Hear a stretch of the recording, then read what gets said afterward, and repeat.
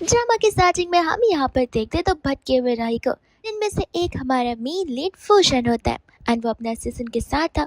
अब दिक्कत ये थी कि दोनों यहाँ पर एक पार्टी में जाने की कोशिश कर रहे होते, जो कि उनका एक फैमिली इवेंट होता है।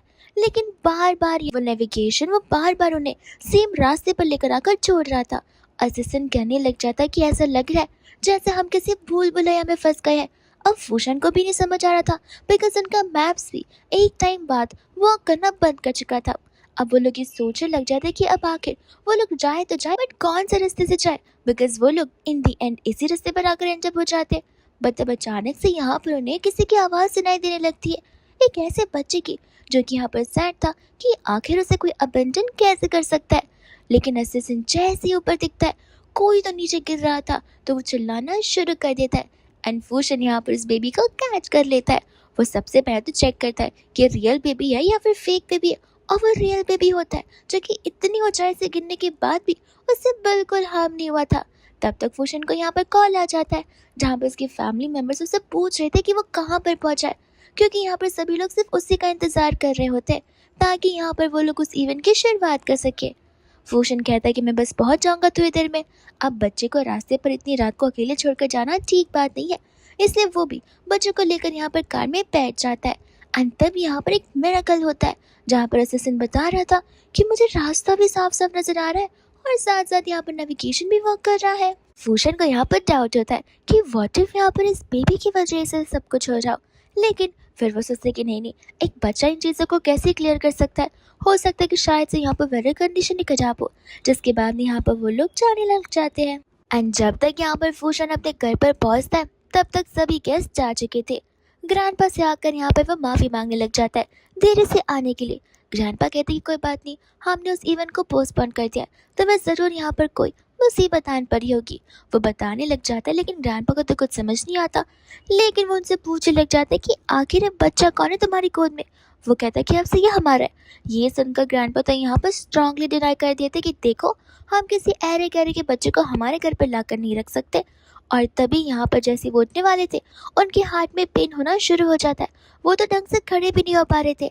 अनफॉर्चुनेट वो बेबी गर्ल को यहाँ पर उनके हाथों में दे देता है, जिसके बाद में यहाँ पर ग्रैंडपा को एकदम ही अच्छा और स्ट्रांग फील हो रहा था।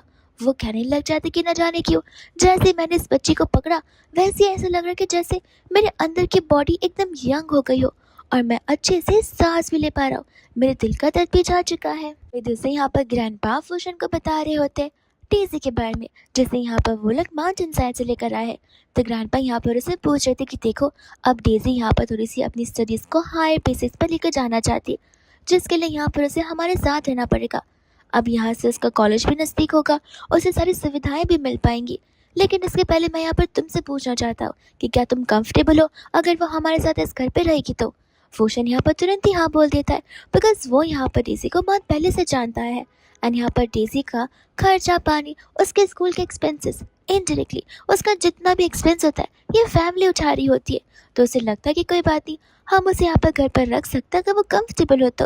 तब तक वहाँ पर डेज़ी आ जाती है, जिसके अंदर से यहाँ पर फूशन को एक अलग सी एनर्जी महसूस हो रही थी, एक ऐसी नेगेटिव एनर्जी जो कि यहाँ पर उसे समझ नहीं आ रही थी कि आखिर ऐसा हो क्यों रहा है। जैसी डेज़ी उसके पास आने वाली थी, वो उसे अपने आप से दूर कर देता है। डेज़ी बोलती कि तुम क्या मुझे यहाँ पर डिस्गस्टेड फील करते हो। मैं जानती हूँ कि ना मेरा कोई भाई है, ना मेरी कोई बहन है, मेरा कोई ढंग का परिवार भी नहीं है। मेरे पास जो कुछ भी है वो सिर्फ ये परिवार है, इसलिए मैं तो बस यहाँ पर तुम्हें थैंक यू बोलना चाहती हूँ, तुम्हें हक करते हुए। फूशन कहते कि ठीक है, तुम खड़े होकर भी थैंक यू बोल सकती हो। माफ़ करना, वो क्या है ना, मैं यहाँ पर लोगों से ज़्यादा क्लोज कांटेक्ट में नहीं आता, मेरी आदत नहीं है और मुझे अच्छा भी नहीं लगता। ग्रैंडपा यहाँ पर फूशन से कहते कि देखो, ऐसे भी वो यहाँ पर तुम्हें नुकसान थोड़ी ना पहुँचाएगी, बेचारी कितनी इमोशनल हो चुकी है, एक हक ही तो चाहती है, इसमें क्या ही हो जाएगा। एंड ग्रैंडपा की बातों को सुनकर वो अग्री करता है, जहाँ पर डेज़ी को वो हक करने की परमिशन दे देता है। लेकिन जिस तरीके से वो उसे हक कर रही थी, वो कुछ ज़्यादा ही विशियस एंड कनिंग नजर आ रहा था। तब तक यहाँ पर फूशन को उसके फ़ोन पर मैसेज आ जाता है कि जो यहाँ पर उसका एक विला था वो जल चुका है, उसके अंदर की सभी चीज़ों में आग लग चुकी है और उसे यहाँ पर 20 मिलियन का लॉस हो गया है।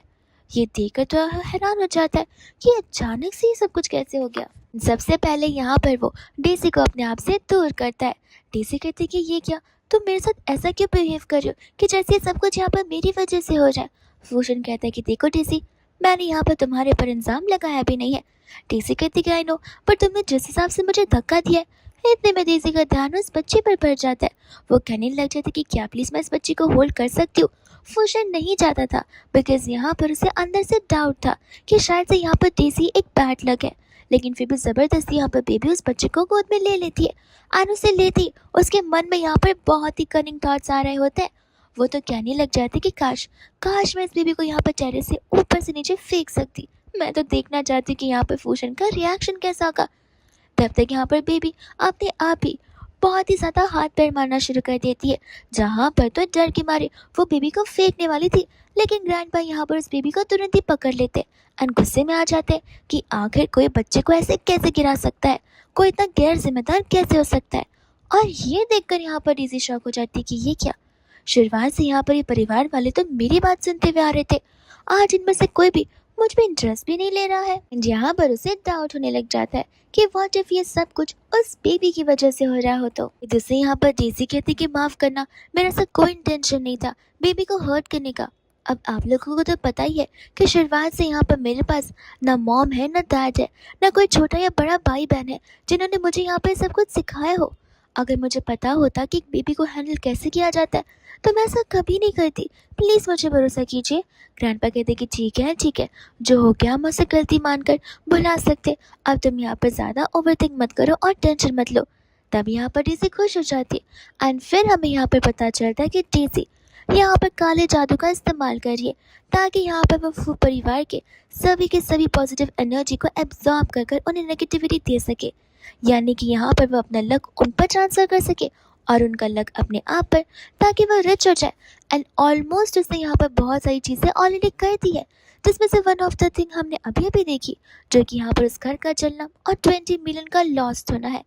एंड इसी के साथ साथ अब यहाँ पर एक आखिरी स्टेप है जो कि वो करना चाहती है, जिसके बाद तो सब कुछ यहाँ पर उसी का हो जाएगा।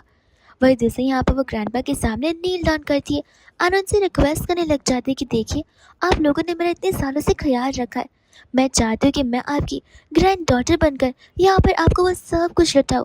आपने जो कुछ भी यहाँ पर मेरे लिए किया है।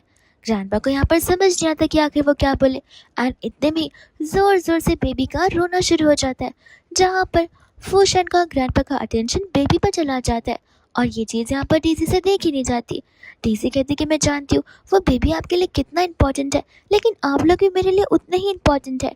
फूशन कहता है कि देखो डेज़ी, हमारी रिस्पॉन्सिबिलिटी सिर्फ और सिर्फ यहाँ पर तुम्हें प्रोवाइड करने की है, जो कि हम बहुत अच्छे से कर रहे हैं। आगे जाकर तुम यहाँ पर बड़ी हो जाओगी, तुम खुद का परिवार खुद ही बना लोगी, और ऐसे भी तुम यहाँ पर इनफ बड़ी हो चुकी हो।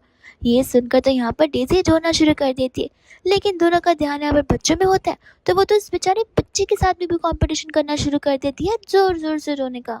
मन ही मन सोच रही होती कि बस 1 महीने की बात है, 1 महीने में ना मैंने समूह परिवार को कंगाल कर कर अपने आप को रिच बना लिया, तो मेरा भी नाम डेज़ी नहीं। देखना 1 महीने बाद यहाँ पर सब कुछ उलट पलट हो जाएगा। ऐसे सोचकर तो वो और जोर जोर से रोना शुरू कर देती है। बेबी और डेज़ी दोनों के बीच यहाँ पर रोने का ऐसे कंपटीशन ही शुरू हो जाता है। ग्रैंडपा तो यहाँ पर परेशान हो चुके थे कि कैसे वो उस बेचारी बेबी को शांत करेंगे, बिकॉज इस डेज़ी के रोने की आवाज़ से न जाने बेबी यहाँ पर और घबरा रही हो, लेकिन डेज़ी तो रुकने का नाम नहीं लेती है। But finally in the and वो खुद थक जाती है, क्योंकि उसके आंसू निकल नहीं रहते और फेक वाले आंसू कोई कितने ही निकाल सकता है। तो वो नाराज़ होने का नाटक कर कर अपने बेडरूम की ओर चली जाती है। एंड अंदर जाते यहाँ पर डेज़ी सिया को कॉल कर देती है। अब उसके मगरमच्छ के आंसू गायब हो जाते, लेकिन सिया के सामने विक्टिम कार्ड प्ले करने के लिए मगरमच्छ के आंसू वापस से आ जाते। सिया कहने लग जाते कि ये क्या, तुम रो रही हो।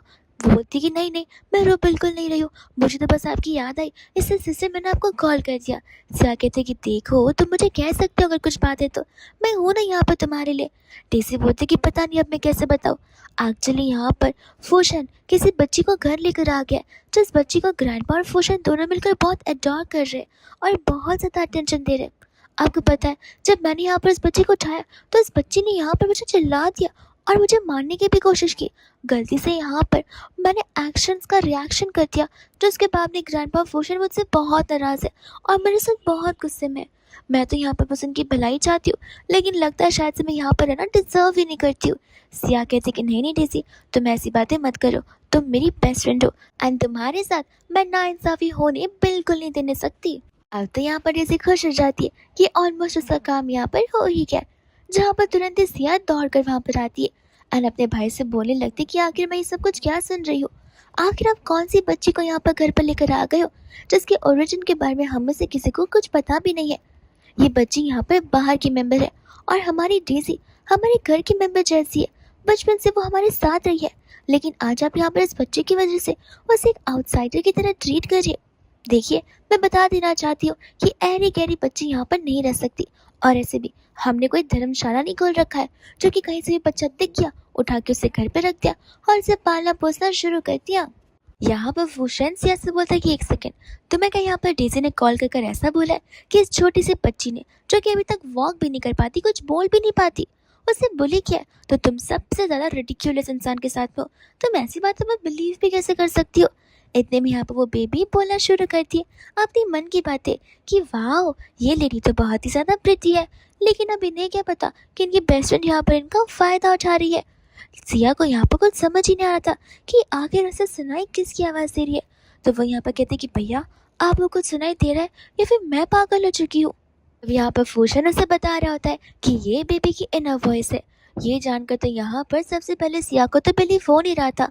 वही दूसरा बेबी यहाँ पर सिया को वार्निंग दे रही होती है कि तुम जिस बॉयफ्रेंड के साथ हो वो बॉयफ्रेंड यहाँ पर तुम पर चीट कर रहा है। सिया इस बात पे बिलीव करने से बिल्कुल इनकार कर देती है, बिकॉज उसे पता होता है कि उसका बॉयफ्रेंड यहाँ पर उस पर चीट कर ही नहीं सकता है। वो लोग एक दूसरे को यहाँ पर कॉलेज टाइम से जानते आए हैं, बट यहाँ पर भूषण को पहले से वो निकम्मा लगता था, पर उसे कभी कुछ बोला नहीं बिकॉज सिया उससे लव जो करती है एंड सिया का यहाँ पर दिल ना टूट जाए बस इस वजह से। तब यहाँ पर बेबी की इनर वॉइस कहने लग जाती है कि अगर बिलीव नहीं होता तो कॉल कर देखो, वो तो जैंग जैंग होटल में है। ये सुनते यहाँ पर सिया उसे तुरंत ही कॉल लगा लेती है एंड पूछने लगती कि तुम कहाँ पर हो। अब वो उसे बताता भी है कि वो जैंग जैंग होटल में है, लेकिन वो उसे मेन रीज़न नहीं बताता। वो उसे झूठ बोल देता है वो तो यहाँ पर किसी काम से आया हुआ है एंड वो बहुत ज़्यादा बिजी है। सिया कहते कि इतने में तुम क्या बिजी हो? वो कहते कि माफ़ करना, मैं तुम्हें कुछ समय में कॉल करता हूँ, पर तुम फिक्र मत करो, मैंने तुम्हारे लिए फ्लावर्स और तुम्हारा फेवरेट बोबा टी भिजवा दिया ताकि तुम मेरे बिना यहाँ पर लोनली फील ना करो। ये सुनकर तो यहाँ पर सिया खुश हो जाती है कि बंदा एफर्ट्स कर रहा है एंड तब तक यहाँ पर फ्लावर्स और सब कुछ डिलीवर हो भी जाते, जहाँ पर उससे तो बहुत खुशी होती है। सिया यहाँ पर अपने भाई से कहने लग जाते कि देखा, जब भी वो बिजी होता है वो हमेशा मुझे फ्लावर्स और मेरा फेवरेट ड्रिंक या स्नैक भेजता ही है ताकि मैं यहाँ पर सैड और लोनली फील ना करूँ। अब आप बताइए, इससे अच्छा कौन ही हो सकता है। एंड हम यहाँ पर देखते हैं उसके बॉयफ्रेंड को, जो कि एक्चुअल में यहाँ पर डेज़ी के साथ ही होता है। डेज़ी उसे क्वेश्चन करने लगती है कि चलो बताओ कि यहाँ पर तुम मुझसे ज़्यादा लव करते हो या फिर मेरी बेस्ट फ्रेंड सिया से ज़्यादा लव करते हो। वो कहता है कि अरे बेबी, तुम यहाँ पर डिफिकल्ट सिचुएशन में रहोगी या फिर मुझे तुम दोनों में से किसी एक को चूज़ करना भी हुआ तो मैं हमेशा तुम्हें चुनूंगा। ये सुनकर यहाँ पर डेज़ी बहुत खुश हो जाती है। वो उसे कहते कि रुको, कॉल अभी भी चालू है, वो सब कुछ सुन सकती है। इतने में यहाँ पर उसे कहने लग जाता है कि क्यों, मिल गए तुम्हें तुम्हारे roses and favourite snacks. Siya यहाँ पर उसे थैंक यू बोलने लग जाती है। वो कहते कि चलो चलो, लगता है मुझे कॉल रखना पड़ेगा, वो क्या है ना, मेरे क्लाइंट्स आ रहे हैं। सिया कहते कि तुम मेहनत लगा कर काम करना और माफ़ करना कि मैंने तुम्हें यहाँ पर कॉल करते हुए डिस्टर्ब कर दिया। ये सुनकर यहाँ पर वो हंसने लग जाता है एंड कहते कि बेवकूफ़ लड़की, मैं तुम्हारी बेस्ट फ्रेंड के साथ में यहाँ पर होटल में नाइट स्पेंड कर रहा हूँ और तुम्हें इतना भी पता नहीं चलता तुम कितनी बड़ी डम हो। तुम्हें पता भी है जस्ट बिकॉज तुम फू परिवार की बेटी हो इसलिए मैं तुम्हें डेट कर रहा हूँ, वरना मैंने तो तुम्हें यहाँ पर कम कर डम कर दिया होता, क्योंकि तुम जैसी लड़कियों को डेट करने के लिए कोई रीज़न नहीं होता पैसे के अलावा। मैं तो ऐसे भी यहाँ पर तुम्हारी बेस्ट फ्रेंड डेज़ी को प्यार करता हूँ, जहाँ पर हम बहुत सालों से तुम पर चीट करते आ रहे हैं। ये सुनते यहाँ पर डेज़ी तुरंत ही उसके हाथ से फ़ोन छीनने लग जाती है एंड उस बंदे को भी नहीं समझ आता कि उसने कब ये सब कुछ बोल दिया और कैसे बोल दिया। सिया भाई दूसरों यहाँ पर शॉक्ड हो जाती है, उस बेचारी के तो पैरों से जमीन ही खिसक जाती है सब कुछ सुनकर। एंड यहाँ पर जी बार बार डेज़ी से माफ़ी मांग रहा होता है। वो उसे कह रहा था कि आई डोंट नो कि अचानक से हो क्या गया था, मैं तो अच्छे से झूठ बोल पा रहा था, लेकिन पता नहीं मेरे इनर सेल्फ ने यहाँ पर मेरे मन की बात कैसे बाहर निकाल दी। मुझे तो कुछ समझ नहीं आ रहा कि सब कुछ कैसे हुआ और अब होगा क्या। डेज़ी को यहाँ पर कहीं ना कहीं हिंट आ ही जाता है कि ज़रूर यहाँ पर ये सब कुछ उस बच्ची की वजह से हो रहा होगा। दूसरे यहाँ पर बेचारी सिया बैठकर रो रही होती है। भूषण कहता है कि देखो सिया, आज तो कल यहाँ पर तुम्हें उसके झूठ के बारे में पता लगना ही था। तुम शुक्र मनाओ कि ज़्यादा देरी होने से पहले तुम्हें यहाँ पर सब कुछ पता चल गया। एंड तुम्हें यहाँ पर थैंकफुल होना चाहिए चीज़ों को लेकर। सिया यहाँ पर कहने लग जाती है कि मुझे अभी भी ये सब कुछ यहाँ पर किसी नाइटमेयर की तरह लग रहा है। ऐसा लग रहा है कि मैं सुबह उठूंगी और ये सब कुछ नॉर्मल हो जाएगा, बिकॉज ये सिर्फ एक छोटा सपना है जो कि बहुत बुरा है। लेकिन तब तक वहाँ पर हाउसकीपर भाग कर आता है, जो कि बताने लग जाता है कि मैडम डेज़ी तो यहाँ पर अपने कमरे में है ही नहीं, वो तो यहाँ से कब का जा चुकी है एंड वो किसी का कॉल तक पिक नहीं कर रही है। ये सुनकर यहाँ पर सिया को ऐसा लगने लग जाता है कि जैसे कुछ मिसकम्युनिकेशन हुआ होगा। जब डेज़ी घर से भाग कर रही है तो फिर यहाँ पर वो होटल रूम में कैसे यहाँ पर उसके बॉयफ्रेंड जी के साथ में हो सकती है। और उसे यहाँ पर पक्का यकीन हो जाता है कि ये मिसअंडरस्टैंडिंग है, क्योंकि डेज़ी और उसका बॉयफ्रेंड वो लोग यहाँ पर सिया को कभी भी बिट्रे नहीं कर सकते। लेकिन फूशन को यहाँ पर कुछ फिशी नजर आ रहा था कि अभी अभी यहाँ पर दोनों रंगे हाथों पकड़े गए एंड विद इन मिनट्स यहाँ पर हाउसकीपर भी आ गया एक नई कहानी लेकर। तो जरूर दाल में कुछ तो काला है। भूषण यहाँ पर सिया से कहता है कि तुम फिक्र मत करो, हम खुद जाकर यहाँ पर सच्चाई का पता लगा सकते हैं। वो हाउसकीपर को वहाँ से हटने के लिए बोल देता है एंड यहाँ पर सिया के साथ में उसी होटल में चला जाता है, जहाँ पर जैसे ही वो लोग उस कमरे में जाते वहाँ पर कोई भी नहीं होता है। दूसरे यहाँ पर लेकिन फूशन को पता होता है कि फॉर श्योर यहाँ पर कोई ना कोई जरूर था। पिल्लोस बिखरे पड़े है, ब्लैंकेट बिखरा पड़ा है और जो चादर बिछाई गई है उसमें भी यहाँ पर रिंकल्स आ चुके हैं, विच मीन्स कोई यहाँ पर बैठा था, सोया था या कुछ तो जरूर कर रहा था। डस्टबिन में से यहाँ पर ढेर सारे टिश्यू पेपर्स भी मिलते हैं और बस इतना ही नहीं, वो बेबी यहाँ पर बता भी रही होती है कि डस्टबिन के अंदर रिसीट भी है जिसके ऊपर आपके बॉयफ्रेंड का सिग्नेचर भी है। और ये देखकर यहाँ पर दसिया और भी ज्यादा फ्रस्ट्रेट हो जाती है। तो यहाँ पर गुस्सा आने लग जाता है कि आखिर आखिर एक गधे जैसे इंसान मुझ पर चीट कैसे कर सकता है। अगर वो मुझे कहीं भी दिख गया या मिल गया तो मैं उसकी खाल उजेड़ कर रख दूंगी।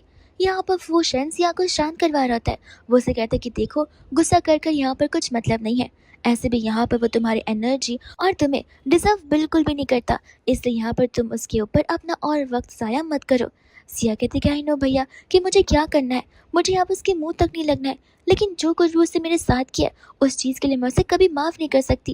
एंड मैं चाहती हूँ कि वो यहाँ पर गिल्ट में रहे, वो रिग्रेट करे, उसे यहाँ पर एहसास हो कि उसने कितनी बड़ी गलती की है। मुझे यहाँ पर उससे बस रिवेंज चाहिए। भूषण कहते कि देखो, सबसे पहले तो शांत हो जाओ, यहाँ पर उसी के बारे में सभी इन्फॉर्मेशन निकालता हूँ एंड हम मेक श्योर करेंगे कि हम उसके वेयर अबाउट्स एंड सभी चीज़ों के बारे में पहले पता कर सके, जिससे हमें यहाँ पर उसकी वीकनेस और उसकी स्ट्रेंथ सब कुछ पता चल जाएगा और फिर हम सोच समझ कर यहाँ पर उससे बदला भी ले सकते हैं। सिया भी यहाँ पर अपनी भाई की बातों से अग्री करने लग जाती है और फिर वो लोग वहाँ से जाने लग जाते हैं। जब वो लोग वहाँ से जा रहे थे तब तक यहाँ पर फूशन को कंपनी से कॉल आ जाता है, जहाँ पर उसे पता चलता है कि जैसे स्टॉक मार्केट ओपन हुआ है सबसे पहले यहाँ पर उनके shares on the spot down चले गए हैं, यानी कि बहुत ज़्यादा ही लोवेस्ट पॉइंट पर आ गए। ये सुनकर यहाँ पर फूशन को समझ नहीं आ रहा था कि अचानक से ये कैसे हो सकता है। यहाँ पर सिया उसे कहते कि देखो, तुम फिक्र मत करो, तुम बेबी को यहाँ पर मुझे दे दो और कंपनी में चले जाओ, वहाँ पर तुम्हारी ज़्यादा ज़रूरत होगी एंड मैं मेक श्योर करूँगी कि बेबी को यहाँ पर ज़रा सा भी हर्ट ना हो। फूशन यहाँ पर उसे थैंक यू बोलकर अपनी कंपनी चला जाता है, जहाँ पर कंपनी जाने पर असिस्टेंट खुद यहाँ पर इरिटेटेड एंड फ्रस्ट्रेटेड था, बिकॉज उसे खुद नहीं समझ आ रहा था कि आज के दिन यहाँ पर स्टॉक मार्केट ओपन होते ही उनका डाउनफॉल कैसे शुरू हो गया। वही दूसरा यहाँ पर कुछ समय बाद उन्हें पता चलता है कि 3 मेजर स्टेट्स जो यहाँ पर उन्हें सप्लाई कर रहे थे उन्होंने यहाँ पर अपने सप्लाई को इस कंपनी को देने से मना कर दिया है। ये सुनते ही सबसे पहले यहाँ पर फूशन जाकर उसे पता करने के लिए कहता है कि आखिर ये तीनों सप्लायर्स को भी कुछ ना कोई डिस्ट्रीब्यूट करता होगा, तो पता लगा कि वो डिस्ट्रीब्यूशन कौन कर रहा है। असिस्टेंट काम पर निकल जाता है एंड फूशन को यहाँ पर डाउट था ब्लैक मैजिक को लेकर, तो फिर यहाँ पर वो अपने एंटायर कैबिन में खोज बिन शुरू कर देता है एंड तब यहाँ पर उसे एक जूट का बैग मिलता है, जिसे देखकर यहाँ पर वो समझ जाता है कि शायद से यहाँ पर गड़बड़ इसी में है। यहाँ पर बेबी उसे एडवाइस करता है कि अगर चीज़ों को जला दिया जाए तो फिर यहाँ पर उनकी सारी की सारी शक्तियाँ कम हो जाती हैं, गायब हो जाती है। ये सुनते यहाँ पर तुरंत ही वो स्टील सम को जो कि उस बैग के अंदर से निकलता है उसे यहाँ पर लाइटर से जला देता है और उसके जलाते ही तुरंत बाद असिस्टेंट वहाँ पर भाग कर आता है एंड बताता है कि उन तीनों सप्लायर से यहाँ पर गलती हो गई थी, 2 कंपनी के नाम के डिफरेंसेस को वो समझ नहीं पाए थे एंड उन्होंने यहाँ पर माफ़ी मांगी, जहाँ पर उन्होंने स्टॉक प्राइसेस को और भी बढ़ाने के लिए कह दिया है एंड यहाँ पर उनके स्टॉक प्राइसेस एक बार फिर से नॉर्मलाइज हो चुके हैं। ये सुनकर यहाँ पर वो खुश तो होता है, बट उसे पता होता है कि प्रॉब्लम्स यहाँ पर कम नहीं होने वाले, उसे यहाँ पर अभी भी आगे की डिफिकल्टीज को सॉल्व करना होगा। इसलिए यहाँ पर वो असिस्टेंट को रिसेंटली हुए जितने भी मीटिंग्स होते हैं उन सब के मिनट्स ऑफ मीटिंग मांगने लग जाता है। उन्होंने जितने भी रीसेंट प्रोजेक्ट्स को फाइन किया है यहाँ पर वो सब कुछ जो मांगने लग जाता है और साथ ही साथ यहाँ पर पिछले 3 महीने के सारे डेटाबेसेस को भी वो यहाँ पर इकट्ठा कर कर भेजने के लिए बोल देता है, ताकि कोई गलती होने से पहले यहाँ पर वो लोग उसमें सुधार कर सके। और अगर कोई जानबूझकर गलती कर रहा है तो उस इंसान का भी पता लगाया जा सके। एंड यहाँ पर अकाउंटिंग डिपार्टमेंट के हेड मिस्टर वैंग को बुलाया जाता है। मिस्टर वैंग कहते हैं कि बोलिए मिस्टर फूशन, मैं आपके यहाँ पर किस तरीके से सहायता कर सकता हूँ। फूशन यहाँ पर कहने लग जाता है कि सहायता नहीं, बस यहाँ पर एक्सप्लेनेशन दे दीजिए आप कि आखिर यहाँ पर रिपोर्ट्स मैच क्यों नहीं कर रहे, उनके एंडिंग नंबर्स, उनके एंडिंग डेटाबेस सभी के सभी में यहाँ पर डिफरेंसेस क्यों नजर आ रहा है, कहीं आपने कोई यहाँ पर झोल चपाटा तो नहीं किया। ये सुनते यहाँ पर वैंग घबराने लग जाता है, बिकॉज इसे एक्चुअल में यहाँ पर चीज़ें यहाँ की वहाँ की है, पर उसे समझ आता है कि मैं तो अकाउंट्स में इतना एक्सपर्ट हूँ, किसी को भी यहाँ पर कुछ पता चलेगा ही नहीं। इसलिए यहाँ पर लगता है ये बच मुझे टेस्ट करने की कोशिश कर रहा है, तो जानबूझकर यहाँ पर वो गुस्सा करने लग जाता है। कहता है कि फूशन, तुम मुझसे ऐसे बात कर रहे हो, तुम मुझ पर डाउट कर रहे हो कि मैं कंपनी के अकाउंट्स के साथ यहाँ पर ऊपर नीचे चीज़ें करूँगा। तुम्हें भी पता और मुझे भी कि मैं कितना वफादार एम्प्लॉय हूँ, एंड मैं इस चीज़ का एक्सप्लेनेशन नहीं देना चाहता बिकॉज ये मेरी सेल्फ रिस्पेक्ट को हर्ट कर रहा है। और ऐसे भी बचपन से मैं तुम्हें बड़ा होते हुए देखा है, मैंने कभी नहीं रियलाइज़ किया था कि तुम मुझ पर ऐसा घटिया इल्ज़ाम लगाओगे।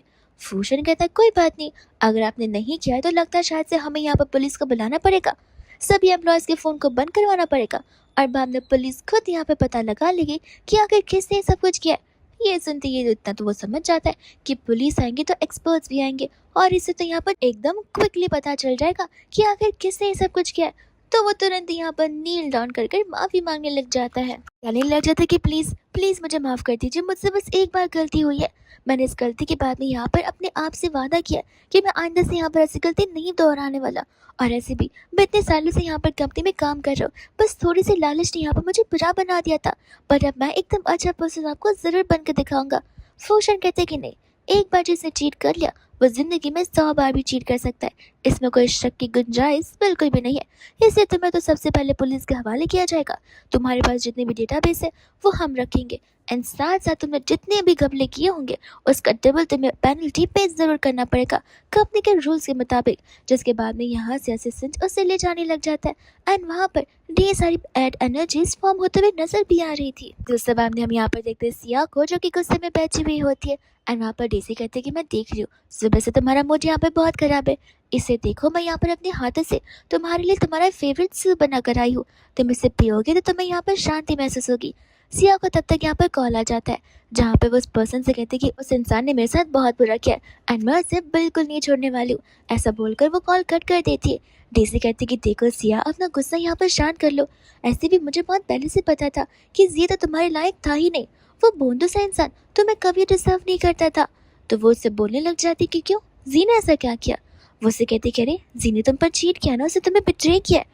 सिया बोलते कि मैंने एक बार भी यहाँ पर किसी आउटसाइडर को इस बारे में बताया ही नहीं है कि जी ने मुझ पर चीट किया है, मुझे बिट्रे किया या फिर क्या किया, तो ये बात यहाँ पर तुम कैसे बोल सकती हो। इजी यहाँ पर एकदम से शांत हो जाती है। सिया कहते कि तुम कुछ बोल क्यों नहीं रही हो, क्या तुम्हें पता था इंटरेस्ट के बारे में या फिर तुम ही वही पर्सन जिसके साथ यहाँ पर मुझ पर चीट कर रहा था।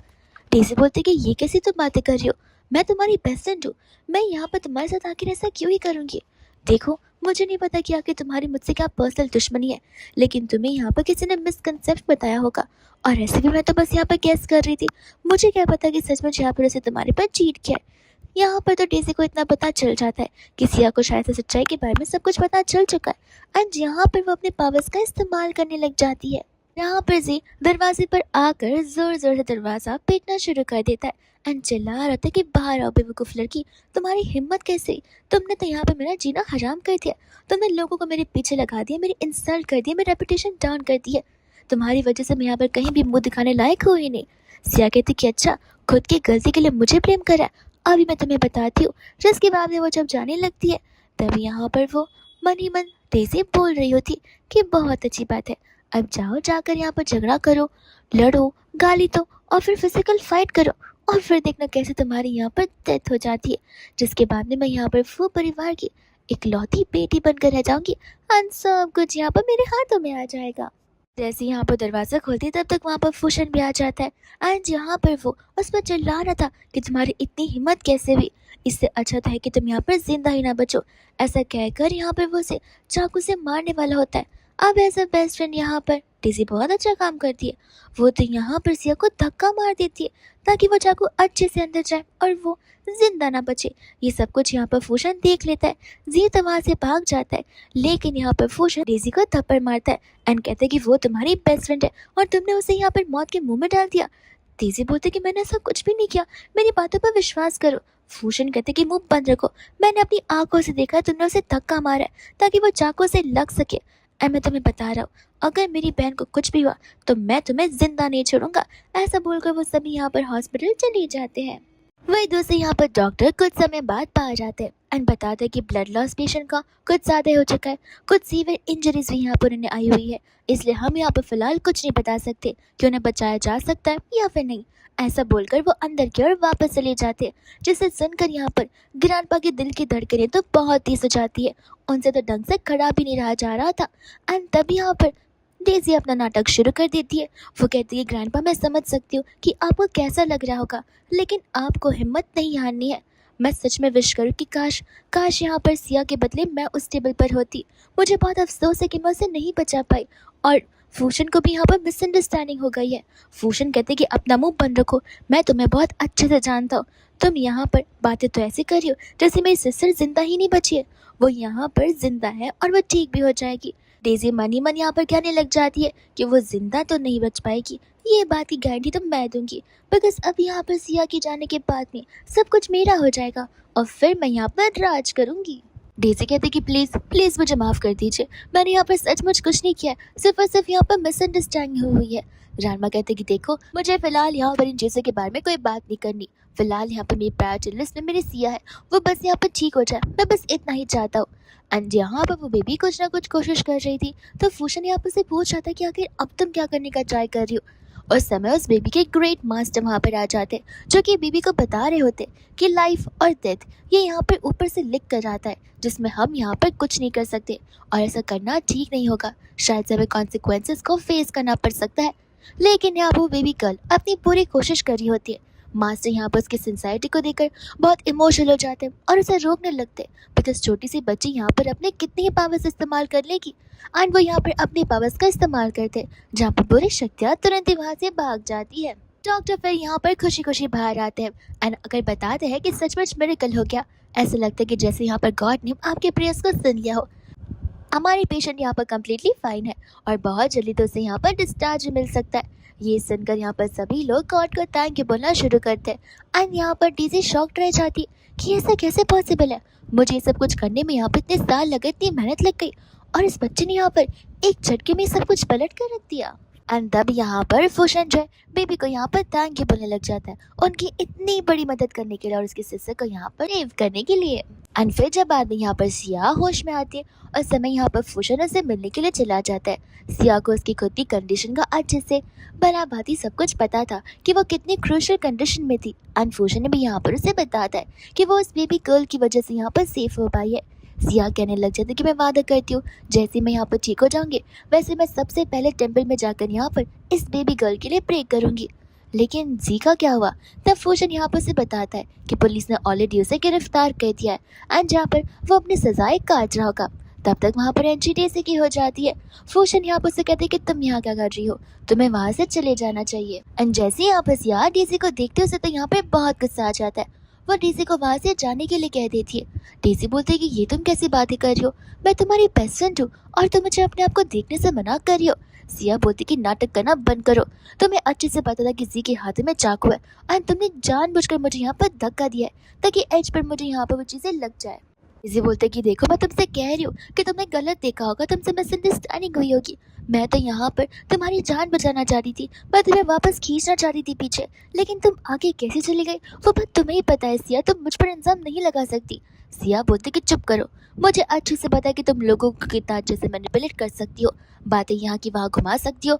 तुम एक विशियस पर्सन हो जो कि मेरी जान लेने चली थी ताकि तुम मेरी जगह को ले सको। मैं तुम्हें यहाँ तो क्या इस पूरे सिटी में कहीं नहीं देखना चाहती, तो बेहतर होगा अगर तुम हमारा घर छोड़कर चली जाओ और इस एंटायर सिटी को छोड़कर चली जाओ। डेज़ी यहाँ पर माफ़ी मांग रही होती है और ऐसा प्रिटेंड करती है कि जैसे सब कुछ बस एक मिसअंडरस्टैंडिंग है और सिया को अच्छे से पता होता है कि ऐसा कुछ भी नहीं है, ये सब कुछ यहाँ पर डेज़ी ने जानबूझकर किया है। बट तब तक वहाँ पर उनका छोटा भाई आ जाता है जिसका नाम जेन होता है। जेन आते ही यहाँ पर कहने लग जाता है कि आखिर आप दोनों को हो क्या गया है। बेचारी डेजी यहाँ पर कितनी भोली भाली है एंड आप लोग यहाँ पर उसे जानबूझकर भगाने की कोशिश कर रहे। एंड यहाँ पर डेजी का जेन एक न्यू वेपन होता है इन फैमिली वालों से लड़ने के लिए। जेन को देखते ही यहाँ पर सिया समझ जाती है कि जरूर यहाँ पर जेन को डेजी ने जानबूझकर बुलाया होगा अपना साइड लेने के लिए। तो वो यहाँ पर जेन को यही समझा रही थी कि इस लड़की की बातों में बिल्कुल मत आओ, ये एक नंबर की ढोंगी बाज है। यहाँ पर उसे एक्ट करना, प्रिटेंड करना बहुत अच्छे से आता है।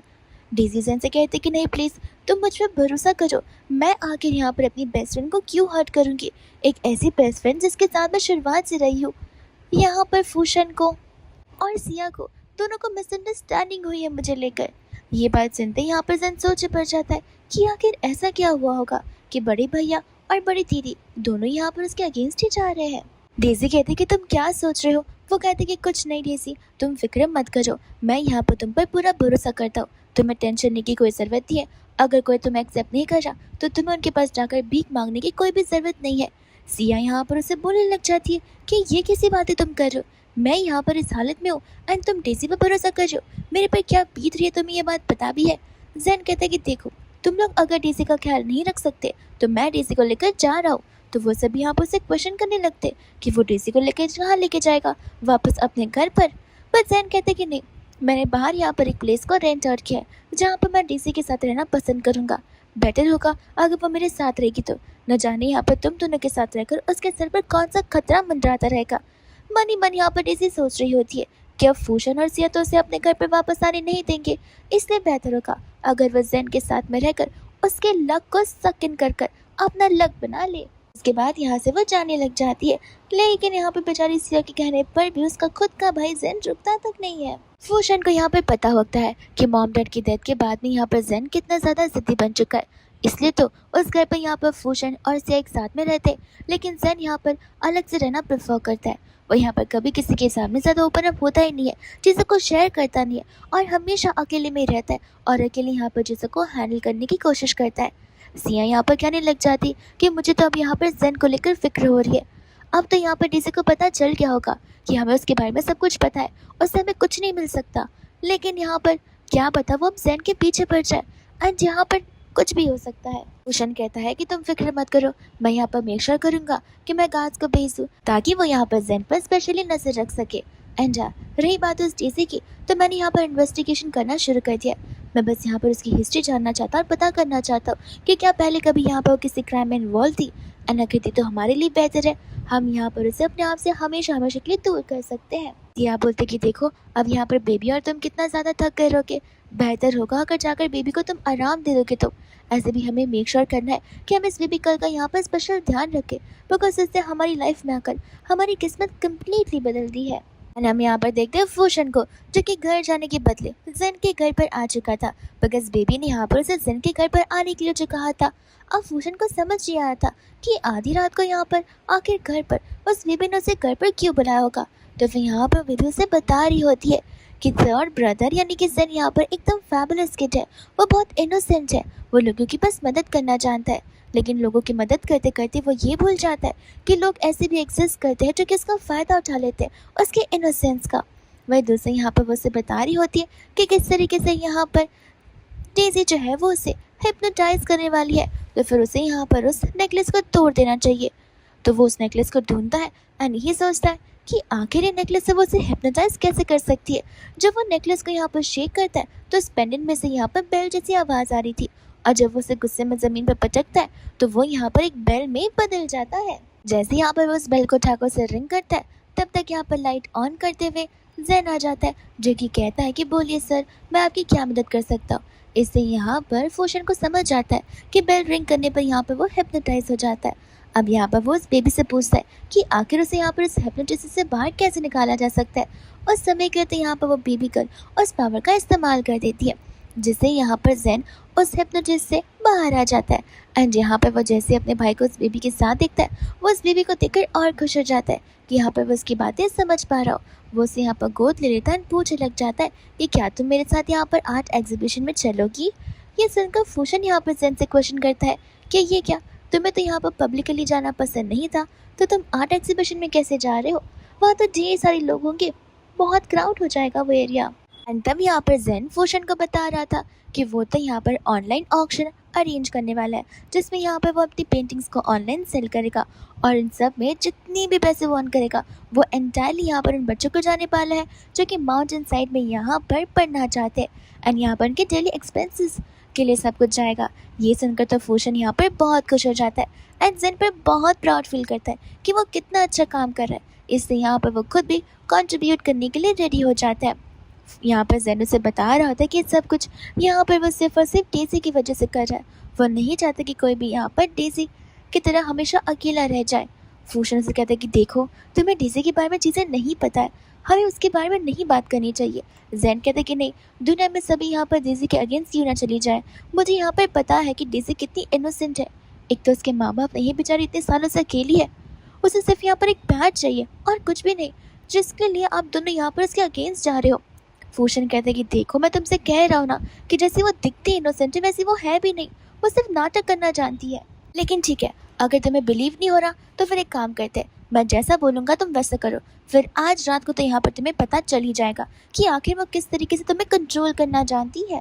इसके बाद में यहाँ पर फूशन बेबी को लेकर छुप जाता है एंड जैन यहाँ पर एज यूजुअल अपने वर्किंग टेबल पर बैठ जाता है, जिससे कुछ समय बाद वहाँ पर डेज़ी आ जाती है वो बेल लेकर।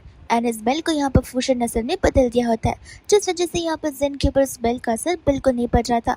वो जैसी बेल बजाने लगती है, जेन यहाँ पर एक ही डायरेक्शन में देखना शुरू कर देता है ताकि वो एक्ट कर सके कि वो यहाँ पर हिप्नोटाइज हो रहा है। डेज़ी यहाँ पर उसे देखकर बोलने लग जाती है कि तुम्हें पता है कि तुम कितने बूंद हो, तुम जैसा बेवकूफ़ इंसान मैंने आज तक नहीं देखा। लेकिन सचमुच अब तुम इकलौते प्यादे बच्चे हो जिससे मैं तो यहाँ पर लूटने वाली हूँ। ये सुनकर तो यहाँ पर जेन के पैरों से ज़मीन खिसक जाती है। उसने कभी एक्सपेक्ट नहीं किया था कि डेज़ी यहाँ पर उसे बोंदू बुलाएगी, एक डरपोक इंसान बुलाएगी और ऐसी बातें करेगी। आज यहाँ पर डेज़ी उसे नील लॉन करने के लिए बोल रही होती है। जो ये सब कुछ देखकर तो फूशन को बहुत गुस्सा आ रहा था कि न जाने यहाँ पर ये मेरे भाई के साथ ये सब कुछ कब से करती आ रही थी और अब जाकर यहाँ पर हमें पता चला है। वही दोस्त यहाँ पर डेज़ी से बोलने लग जाती है कि तुम्हें क्या लगता है कि तुम यहाँ पर ऑक्शन क्रिएट करोगे, अरेंज करोगे, अपनी पेंटिंग सेल करोगे, पैसे कमाओगे और वो पैसे अनाथ बच्चों को दोगे। देखो, ऐसे भी वो अनाथ यहाँ पर अपने नसीब से, वो गरीब मरे या ना मरे इससे हमें क्या फ़र्क पड़ता है।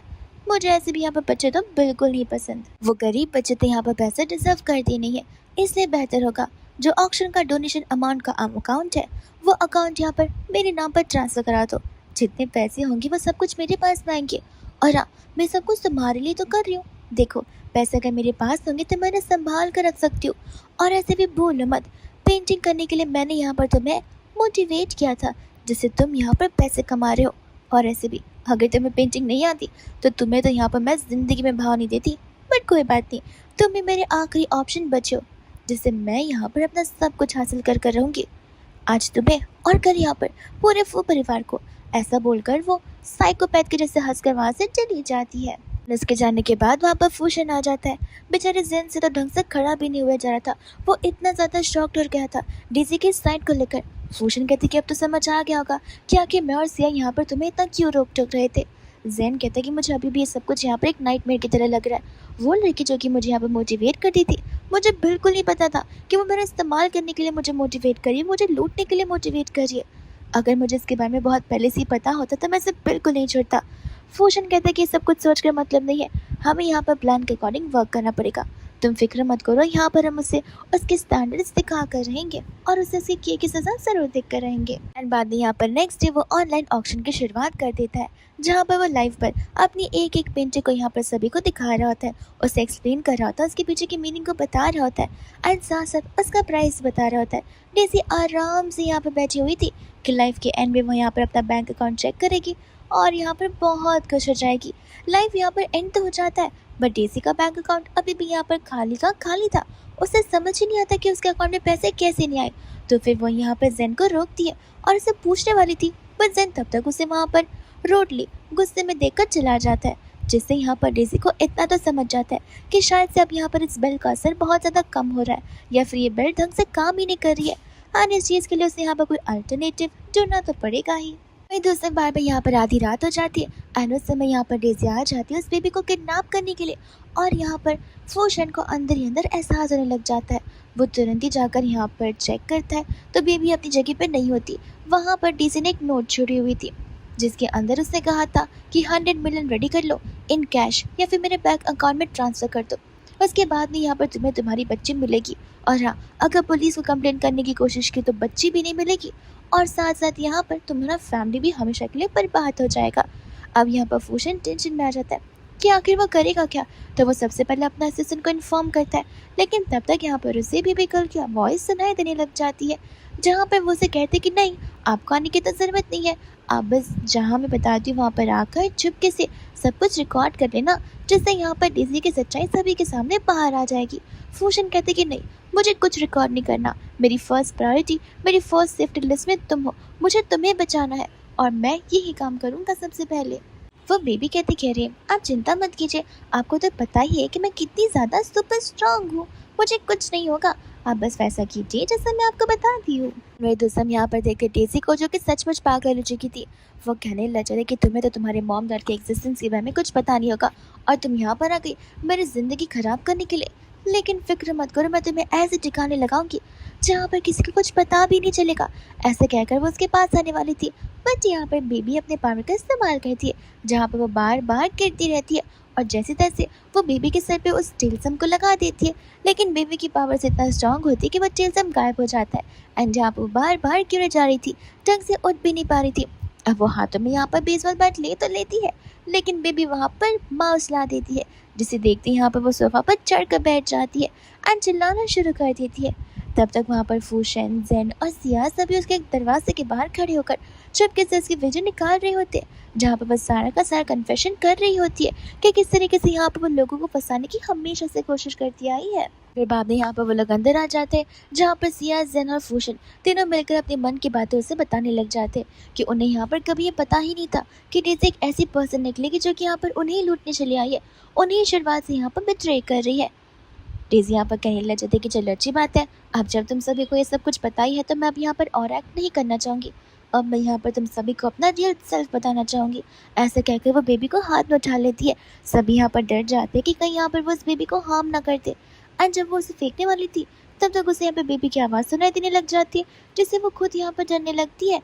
पर तब तक यहाँ पर सिया बेबी को हाथों में पकड़कर संभाल लेती है, एंड गार्ड तुरंत ही यहाँ पर डेज़ी को पकड़ लेते हैं। डेज़ी यहाँ पर कहने लगे थे कि जो करना है कर लो, लोग यहाँ पर तुम्हारी बात पर बिलीव नहीं करेंगे। फूशन कहते कि ज़रूर करेंगे, मैंने सब कुछ अपने फ़ोन में रिकॉर्ड कर लिया है, बस एक पल की देरी है और सभी को यहाँ पर तुम्हारा रियल सेल्फ समझ में आ जाएगा।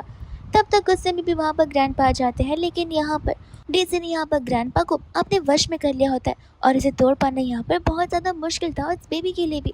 जिसके बाद में ग्रैंडपा यहाँ पर सभी के सामने अनाउंस कर देते कि उनके सिर्फ और सिर्फ यहाँ पर एक ही ग्रैंड डॉटर है, जो कि डेज़ी है। इसके अलावा उनके पास कोई पोता या पोती बिल्कुल भी नहीं है, एंड वो डेज़ी को लेकर वहाँ से चले जाते। इससे वो सभी ये समझ तो ज़रूर जाते कि डेज़ी मौके का फ़ायदा जल्दी से उठाएगी, सब कुछ अपने नाम पर करना चाहेगी, बट उन्हें जल्दी से जल्दी कोई ना कोई सोल्यूशन ढूंढना ही पड़ेगा। बाद में हम यहाँ पर बोर्ड ऑफ डायरेक्टर्स की मीटिंग को देखते हैं, जहाँ पर डेज़ी तो कुछ ज़्यादा जल्दी ही अपनी चाल चल रही होती है, एंड ग्रैंडपा यहाँ पर सभी के सामने अनाउंस कर देते कि वो अपनी सारी असेट, अपनी संपत्ति, इनडायरेक्टली यहाँ पर अपनी सारी इनहेरिटेंस यहाँ पर डेज़ी के नाम पर कर रहे। इस बातों से यहाँ पर सभी लोग डिसएग्री करने लग जाते, बिकॉज शुरुआत से इस कंपनी को यहाँ पर फूशन चलाता आया है, एंड अब अचानक से अगर सब कुछ डेज़ी के हाथ में आ जाएगा तो वो कंपनी कैसे संभालेगी। उसके पास तो एक्सपीरियंस है भी नहीं, और वो पहली बार यहाँ पर कंपनी में आई है। ग्रैंडपा क्लियरली कह देते हैं कि जो भी डिसएग्री कर रहा है वो रिज़ाइन कर सकता है, मैं अपने डिसीजन से नहीं हटने वाला हूँ। सभी को यहाँ पर मजबूरन हाँ बोलना पड़ता है, पर तब तक वहाँ पर फूशन आ जाता है, जो कि सभी को समझाता है कि किसी को भी मजबूरी में आकर या प्रेशर में आकर हाँ बोलने की ज़रूरत नहीं है। ये कंपनी तो उसी के हाथों में लगेगी जो यहाँ पर इस कंपनी को डिजर्व करता है। ये कल की ग्रेजुएट हुई वाली लड़की हमें नहीं बता सकती कि कंपनी को कैसे चलाना है। एंड उस बीच में यहाँ पर बेट लग जाती है कि आखिर कौन यहाँ पर मिस्टर जाओ से अपना न्यू प्रोजेक्ट ला सकता है। अगर फूशन ने ला दिया तो कंपनी फूशन के नाम पर होगी, और डेज़ी ने ला दिया तो कंपनी यहाँ पर डेज़ी के नाम पर हो जाएगी। वही दूसरा बाद में यहाँ पर वो मिस्टर जाओ से मिलने के लिए चला जाता है। मिस्टर जाओ कहते कि माफ़ करना, हम फिलहाल हम किसी गेस्ट को एक्सपेक्ट नहीं कर रहे, इसलिए आप यहाँ से जा सकते।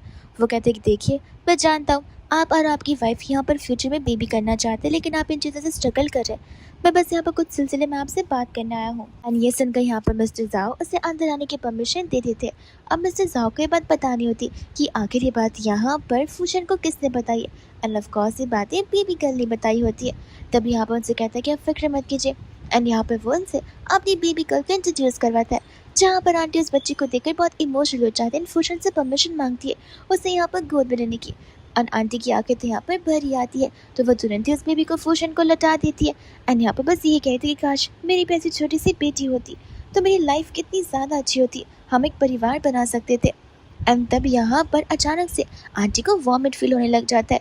फूशन डॉक्टर को बुलाने के लिए कहता है, और जब डॉक्टर को बुलाया जाता है तब पता चलता है कि आंटी यहाँ पर प्रेग्नेंट हो चुकी है। और इस चीज़ के लिए यहाँ पर सभी लोग उस बेबी को एक लकी चार्म मारना शुरू कर देते हैं। फूशन कहता है कि चलिए अच्छी बात है, हम तो इसे लकी चार्म मानते भी है।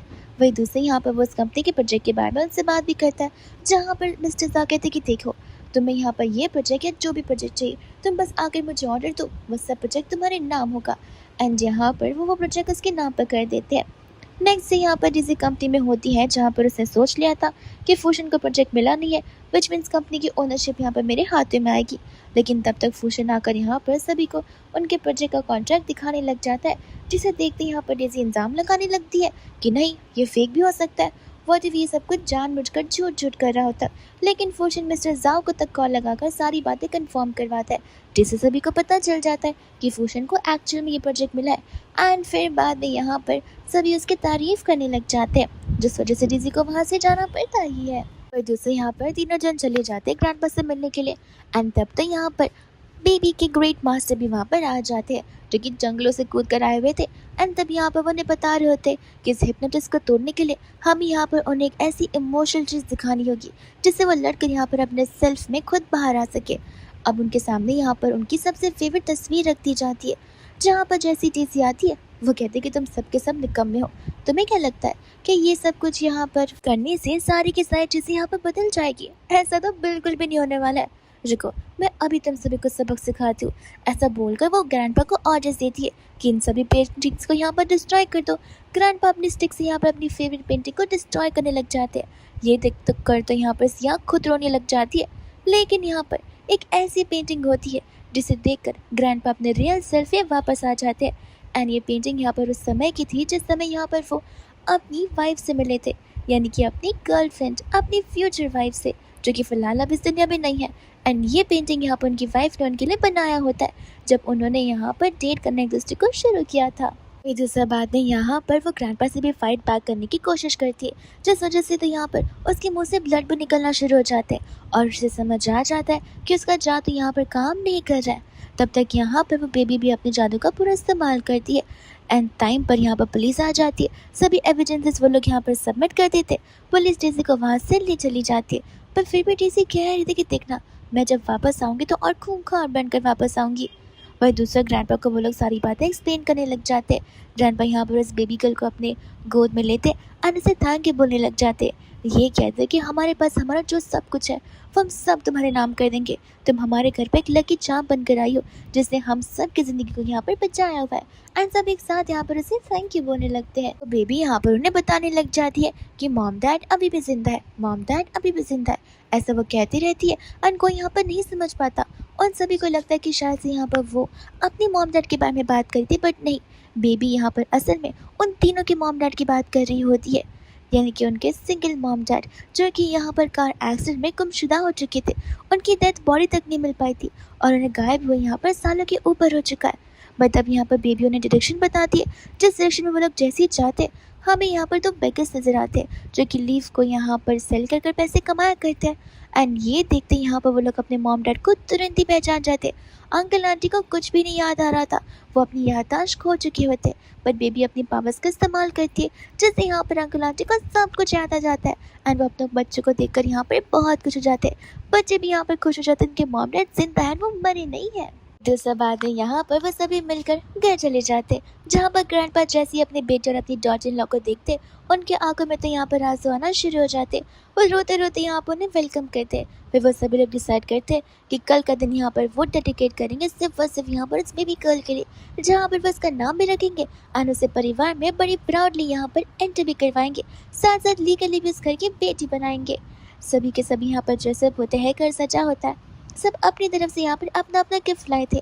एंड जेन ने तो यहाँ पर उसकी एक प्यारी सी पेंटिंग बनाई होती है एंड इस बेबी गर्ल का नाम यहाँ पर एमी पड़ जाता है, जो सुनकर यहाँ पर सभी लोग बहुत खुश हो जाते हैं। पर तब तक वहाँ पर मास्टर आ जाते हैं, जो कि बता रहे थे कि अब यहाँ पर एमी को उसका वजूद मिल चुका है। ये सुनकर सभी घबराने लग जाते कि क्या एमी अब वापस से जाने वाली है, लेकिन माँ से बता रहे थे कि नहीं, उसने यहाँ पर एक अच्छा डीड किया है, इससे वो तुम्हारे साथ लाइफ टाइम रह सकती है, तुम्हारा लकी चार्म बनकर, और तुम सभी उसके लकी चार्म हो।